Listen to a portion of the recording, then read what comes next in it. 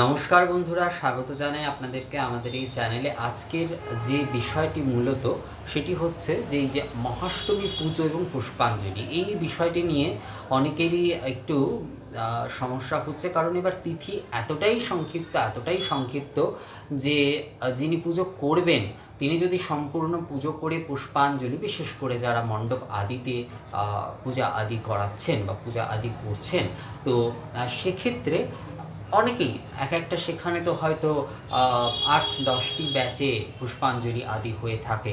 তো সেখানে পুষ্পাঞ্জলিটি করানো কিভাবে সম্ভব হবে? খুব স্বাভাবিক বিষয় যে সেখানে পুষ্পাঞ্জলিটি করানো কিভাবে সম্ভব হবে যদি পূজারি যদি সম্পূর্ণ পূজা, অষ্টমীর পূজা আদি করে সে সন্ধি পূজারও তাকে জোগাড় আদি করতে হবে, প্রস্তুত হতে হবে। তো সেখানে কি করে অষ্টমীর পুষ্পাঞ্জলি যারা সাধারণ ভক্ত আদি রয়েছে তাদেরকে করানো সম্ভব হবে?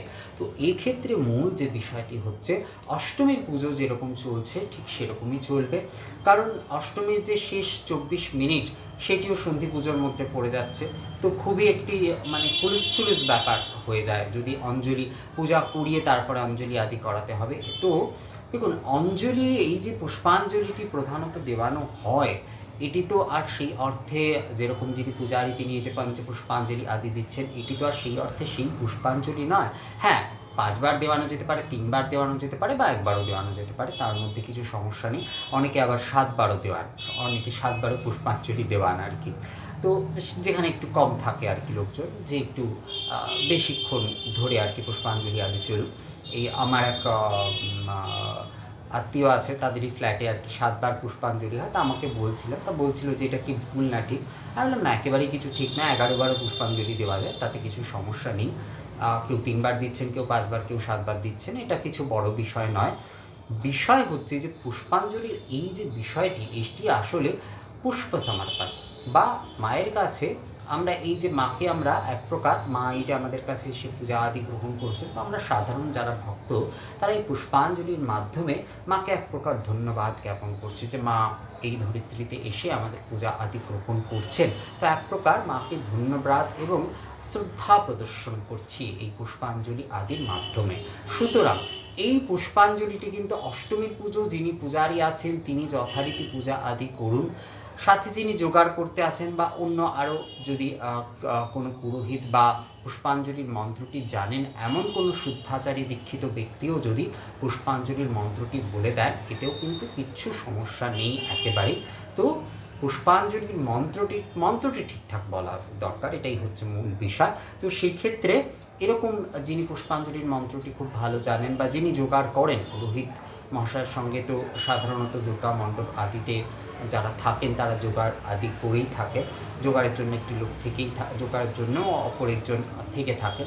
তো তিনি যদি পুষ্পাঞ্জলি মন্ত্রটির মাধ্যমে যারা ভক্তরা রয়েছে, পুষ্পাঞ্জলির ক্রিয়াটি একদিকে চলতে থাকবে এবং পূজা আদি যেরকম হয় সেই দিকে চলতে থাকবে। যেরকম অর্থাৎ পূজা যেরকম সূচনা, যে অষ্টমী তিথির সূচনা আরতির মাধ্যমে অষ্টমী তিথির সূচনা হলো এবং তারপরে পূজা আদি, অষ্টমীর সূচনা আরতির মাধ্যমে পূজা আদির সূচনা, অষ্টমী পূজার সূচনা আদি হলো এবং তারপরে কিন্তু যথারীতি পূজা আদি চলতে থাকবে। অষ্টমী পূজার যে, কারণ অষ্টমী পূজা মধ্যে এবছরের যে তিথির যে বিষয়টি আমরা দেখতে পাচ্ছি, তো সেখানে যদি অষ্টমী পুজো আর সঙ্গে আবার অঞ্জলির বিষয়টি আলাদা করেই করতে হয়, তো সেই ক্ষেত্রে মুশকিলটি কী হবে, খুবই অষ্টমী পুজোটাই সেখানে খুব গড়বড় হয়ে যাবে। তো যিনি পুজো করছেন তাকে সম্পূর্ণভাবে পুজোটি করতে দেওয়া উচিত, তাকে কোনো রকম বিরক্ত না করে তিনি অষ্টমী পুজো করুন এবং সন্ধি পুজোর জন্য তাকে প্রস্তুত হতে হবে।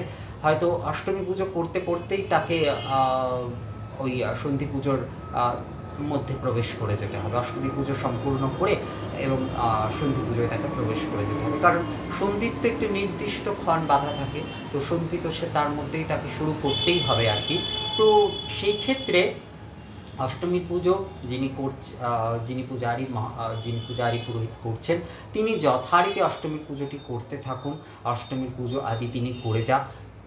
অপর একজন যিনি রয়েছেন তিনি কেবল এই পুষ্পাঞ্জলি করানোর দায়িত্বটি নেবেন। অর্থাৎ পুষ্পাঞ্জলি ক্রিয়া আদি যেটি হচ্ছে, ভক্তরা পুষ্পাঞ্জলি একটি ঝুড়ি বা একটি গামলা এরকম রাখার বন্দোবস্ত করতে হবে, যে ওই সমস্ত পুষ্প আদি হচ্ছে ওই গামলা এবং ঝুড়ির মধ্যে তারা দেবেন। এবং তারপরে হচ্ছে যখন অষ্টমী পূজা আদি সম্পূর্ণ হয়ে যাচ্ছে, ওই সমস্ত পুষ্প যিনি পূজারী রয়েছেন তিনি ওই সমস্ত পুষ্প মায়ের ঘটে এবং মায়ের কাছে অর্পণ করবেন। এই পদ্ধতিতে যদি পুষ্পাঞ্জলি করা যায় তাহলে কিছু সমস্যা নেই, তাহলে কিচ্ছু হুলস্থুলস্থের কিছু ব্যাপার নেই, তাহলে কিন্তু কোনো রকম সমস্যার বিষয় নেই। অর্থাৎ অষ্টমী পুজো যেমন চলছে ঠিক সেরকম অষ্টমী পুজো চলতে দিতে হবে। অষ্টমী পুজো যিনি পূজারি করছেন তিনি তার মতো করুন। আর একজন তার সঙ্গে যিনি রয়েছেন, বা আমি যেরকম বললাম, কেউ যদি শুদ্ধাচারী দীক্ষিত বা এরকম, অর্থাৎ যিনি পূজা করেন না এরকম ব্রাহ্মণ যিনি রয়েছেন বা শুদ্ধাচারী দীক্ষিত ব্যক্তি যিনি রয়েছেন, যিনি পুষ্পাঞ্জলি মন্ত্রটি জানেন, তিনি সাধারণ যারা ভক্ত রয়েছেন বা যিনি জোগাড়ে রয়েছেন তিনি যদি বিষয়টি করতে পারেন সবথেকে ভালো সেটি হয়। তিনি যদি এই পুষ্পাঞ্জলির মন্ত্রটির মাধ্যমে যারা সাধারণ ভক্ত রয়েছে তাদেরকে যদি পুষ্পাঞ্জলিতে, অর্থাৎ 10টি ব্যাচ তো আর সম্ভব নয়, যিনি অষ্টমী পুজো এবছর করবেন তার তো 10টি ব্যাচে পুষ্পাঞ্জলি করানো সম্ভব নয়, আর অতজনকে এক জায়গায় মণ্ডপের মধ্যে জায়গা দেওয়াও সম্ভব নয়। তাই পুষ্পাঞ্জলিটি পুষ্পাঞ্জলির মতো চলবে এবং পুজোর মতো চলবে। পুষ্পাঞ্জলির সমস্ত পুষ্প একটি ঝুড়ি বা গামলার মধ্যে একত্রিত করে সেটি অষ্টমী পুজো যখনই সম্পূর্ণ হয়ে যাবে, অষ্টমী পুজোর আরাত্রিক আদি করে অষ্টমী পুজো যখনই পূর্ণ হয়ে যাবে, পুষ্পাঞ্জলির সমস্ত পুষ্প আদি মায়ের ঘটে সমর্পণ করে দিলেই কিন্তু পুষ্পাঞ্জলি কৃত্য সম্পূর্ণ হবে। তো আশা করি এই বিষয়টি আপনাদের আর কোনো সমস্যার থাকতে পারে না, যে অষ্টমী পুজোর মতো চলবে এবং পুষ্পাঞ্জলি আলাদাভাবে করাতে হবে, তাহলে আর কিছু সমস্যা থাকবে না। তো ভিডিওটি আপনাদের কেমন লেগেছে আমাকে কমেন্ট করে জানাতে ভুলবেন না। পরবর্তী আবারও কোনো ভিডিওতে আপনাদের সঙ্গে কথা হবে, ততক্ষণের জন্য নমস্কার।